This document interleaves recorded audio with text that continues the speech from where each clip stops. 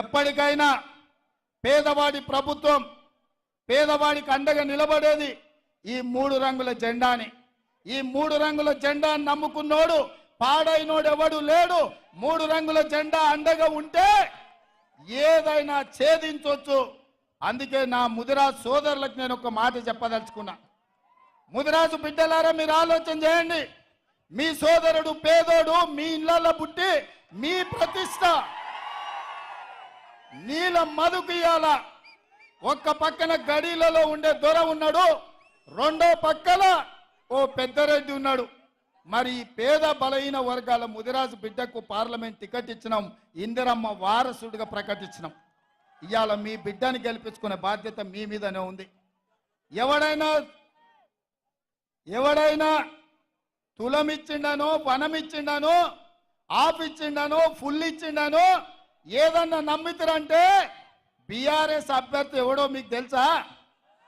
మల్లన్న సాగర్లో 50,000 ఎకరాలు గుంజుకొని ఏటిగడ్డ కిష్టాపురం మల్లన్న సాగర్ ప్రాంతంలో పేద రైతులను గోదావరి జలాలలో ముంచి పోలీసు ఉక్కు పాదాలతో తొక్కించి పోలీస్ స్టేషన్ల ఆడబిడ్డలను కొట్టించి మీ మీద దాడులు చేసిన దుర్మార్గుడే ఇవాళ బీఆర్ఎస్ అభ్యర్థి. మీరు కావాలంటే మల్లన్న సాగర్, రంగనాయక సాగర్, కొండపోచమ్మలో మునిగిపోయిన రైతుల దగ్గరికి వెళ్ళండి, అడగండి. ఈ దుర్మార్గుడు వెంకట్రామరెడ్డి ఎవడు కలెక్టర్గా ఉండి ఇక్కడ రైతుల భూములు గుంజుకున్నోడు కాదా? వందలాది రైతుల కుటుంబాల మీద కేసులు పెట్టినోడు కాదా? మల్లన్న సాగర్ మా భూములు ఇయ్యము అని అంటే పోలీసులను పెట్టి ఆడబిడ్డలను పరిగెత్తించి కొట్టినోడు ఈ వెంకట్రామరెడ్డి కాదా?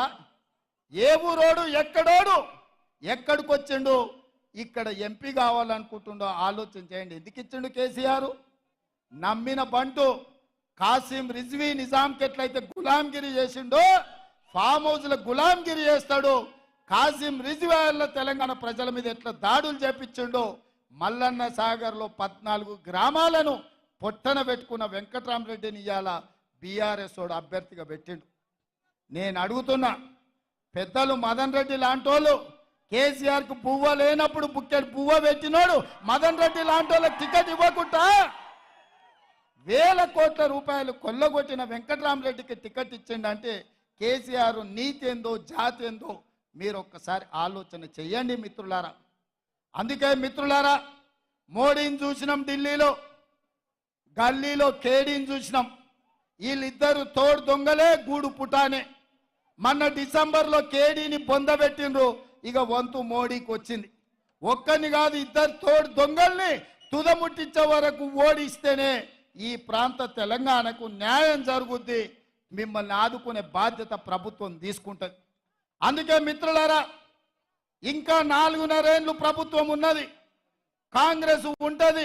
ఆ తర్వాత మళ్ళొక్కసారి ప్రజల ఆశీర్వాదంతో ఇంకో 5 ఏళ్ళు, మొత్తం 10 ఏళ్ళు అధికారంలో ఉంటాం. మీ సమస్యల్ని పరిష్కరించే బాధ్యత మాది.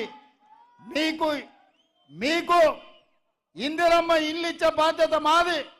బస్సు ఉచిత ప్రయాణం ఇచ్చే బాధ్యత, ఆరోగ్యశ్రీ పథకం అమలు చేసే బాధ్యత మాది. మీ ఇంటికి ఉచిత కరెంట్ ఇచ్చే బాధ్యత మాది. 2 లక్షల రూపాయల రైతు రుణమాఫీ చేసే బాధ్యత మాది. 500 రూపాయలు బోనస్ ఇచ్చి మీరు పండించిన పంటను కొనే బాధ్యత మాది. ఇన్ని పనులు చేయాలనుకుంటున్న మేము మిమ్మల్ని వజ్రాలు వైదూర్యాలు అడుగుతలేం, మనులు మాణిక్యాలు అడుగుతలేం, మీ విలువైన సారవంతమైన భూములు అడుగుతలేం. ఏమడుగుతున్నా మిత్రులారా? మిమ్మల్ని ఏమడుగుతున్నా మిత్రులారా? ఎంతో మంది ఎన్నోసార్లు ఎవరెవరికో వేసారు. 20 ఏళ్ళు బీఆర్ఎస్ ఓనికి, బీజేపీ ఓనికి వేసారు. ఈ ఒక్కసారి బలహీన వర్గాల బిడ్డ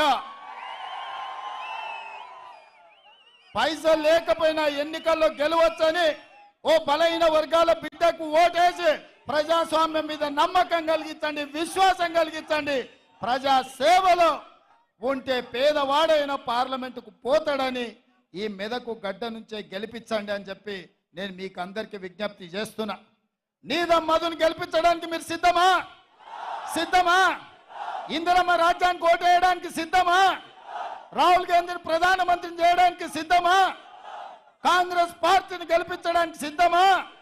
సిద్ధం అన్నోళ్ళు అందరు చేయి పైకెత్తి